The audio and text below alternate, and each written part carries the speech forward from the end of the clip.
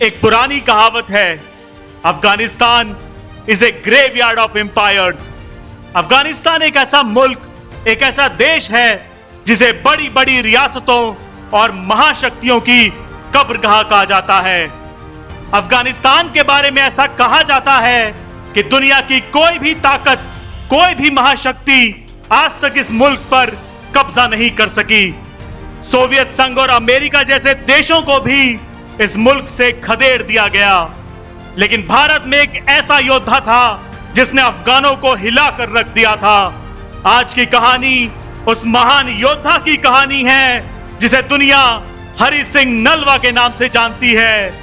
अफगानियों में हरि सिंह नलवा के नाम का इतना खौफ था कि अफगानी महिलाएं अपने रोते हुए बच्चे को कहती थी, चुप सा हरि रागले, यानी चुप हो जा वरना हरि सिंह आ जाएगा। हरि सिंह नलवा का जन्म 28 अप्रैल 1791 को पंजाब के गुजरांवाला में सरदार गुरदयाल सिंह तथा माता धर्म कौर के घर हुआ था। हरि सिंह जब महज 7 साल के थे तो उनके सर से उनके पिता का साया उठ गया। हरि सिंह ने 10 साल की आयु में ही हथियार चलाना, मार्शल आर्ट और घुड़सवारी की शिक्षा ले ली। जब उनकी उम्र 13 साल की थी तो एक संपत्ति विवाद में वे महाराजा रंजीत सिंह के लाहौर दरबार पहुंचे। उस दिन वहां कुश्ती का आयोजन था। महाराजा रंजीत सिंह एक पहलवान का सम्मान कर रहे थे। हरि सिंह ने भरे दरबार में कहा कि वे उस पहलवान को हरा सकते हैं। महाराजा के निर्देश पर कुश्ती कराई गई और हरि सिंह ने अपने से बड़े और दुगने पहलवान को कुश्ती में हरा दिया। हरि सिंह की बहादुरी से प्रभावित होकर महाराजा रंजीत सिंह ने उन्हें अपना निजी अंगरक्षक बना लिया। अपनी काबिलियत, शौर्य और बहादुरी की वजह से हरि सिंह सिख साम्राज्य की ताकतवर सेना के कमांडर के पद तक पहुंचे। हरि सिंह की वीरता का अंदाजा इस बात से ही लगाया जा सकता है कि एक बार वे महाराजा रंजीत सिंह के साथ शिकार के लिए गए। शिकार के दौरान एक खूंखार बाघ ने महाराजा की सेना पर हमला कर दिया। बाघ का यह हमला हरि सिंह के ऊपर हुआ, जिसकी वजह से उनका घोड़ा मारा गया। हमला इतनी जल्दी में हुआ कि हरि सिंह को अपनी तलवार निकालने का मौका भी नहीं मिला। हरि सिंह के सामने एक खूंखार बाघ मुंह खोले खड़ा था। अपने सामने एक आदमखोर बाघ को देखकर बड़े बड़े सूरमा की भी हिम्मत डोल जाती है, लेकिन ये सिख सूरमा उस आदमखोर बाघ के सामने बिना डरे खाली हाथ खड़ा था। उन्होंने बड़ी फुर्ती के साथ अपने दोनों हाथों से बाघ का जबड़ा पकड़ लिया और देखते ही देखते इस 14 साल के वीर योद्धा ने अपने हाथों से बाघ का मुंह चीर डाला। इस घटना के बाद हरि सिंह को बाघ मार भी कहा जाने लगा। हरि सिंह ने महज 16 साल की उम्र में अपने जीवन की पहली लड़ाई लड़ी और कसूर को जीतकर सिख साम्राज्य में मिला दिया। इसके बाद उनके नेतृत्व में सिखों की वीर सेना ने ऐसा कारनामा किया जिसे कभी किसी भारतीय ने सोचा भी नहीं था। हरि सिंह ने एक के बाद एक कई लड़ाइयां लड़ी। उन्होंने 1813 में अटक, 1814 में कश्मीर, 1816 में महमूद कोट, 1818 में मुल्तान, 1822 में मनकेरा और 1823 में नौशेरा को जीतकर सिख साम्राज्य में मिला दिया। युद्ध के मैदान में अफगान लड़ाकों की बर्बरता को पूरा विश्व जानता था, लेकिन हरि सिंह की तलवार और पराक्रम के आगे अफगानों की बहादुरी और बर्बरता भी बेबस नजर आई। सन 1834 में जब हरि सिंह अपनी खालसा फौज लेकर पेशावर की ओर बढ़े तो सिर्फ उनके खौफ के डर से ही दुश्मनों ने बिना लड़े ही मैदान छोड़ दिया। पेशावर को जीतने के कुछ समय बाद ही हरि सिंह ने 1836 में जमरूद को भी जीत लिया। हरि सिंह ने जमरूद में एक सामरिक रूप से महत्वपूर्ण किले का निर्माण भी कराया था।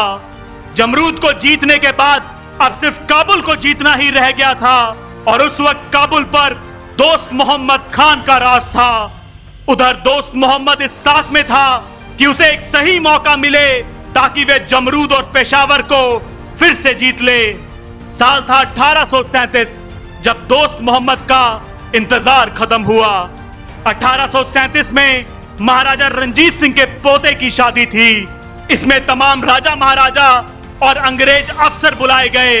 शादी समारोह के बहाने महाराजा रंजीत सिंह सिख साम्राज्य की ताकत का प्रदर्शन करना चाहते थे। इसके लिए सिखों की लगभग सारी फौज को लाहौर बुला लिया गया।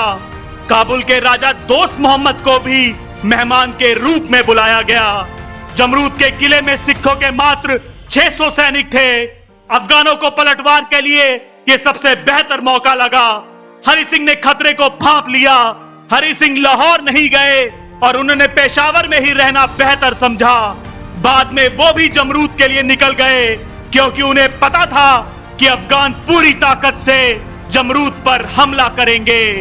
दोस्त मोहम्मद की सेना ने जमरूद किले को घेर लिया और उधर ये खबर भी आ गई कि जमरूद को बचाने के लिए हरि सिंह नलवा निकल पड़े हैं। इसे खबर भर ने अफगानी सेना के हौसलों को पस्त कर दिया।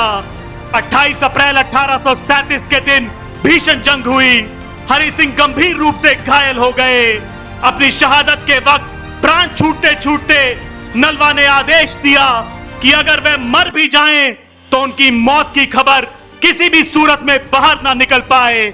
ऐसा ही हुआ। 30 अप्रैल 1837 को यह सिख सूरमा वीरगति को प्राप्त हो गया। हरि सिंह की मौत के बाद 4 दिन तक लगातार उनके कपड़ों को किले के बाहर सुखाया जाता था। अफगान 4 दिन तक सिर्फ हरि सिंह की डर की वजह से किले पर सीधा हमला करने की हिम्मत नहीं जुटा पाए, जबकि अफगानों के पास इतनी विशाल सेना थी कि वे आसानी से जमरूद के किले पर कब्जा कर सकते थे।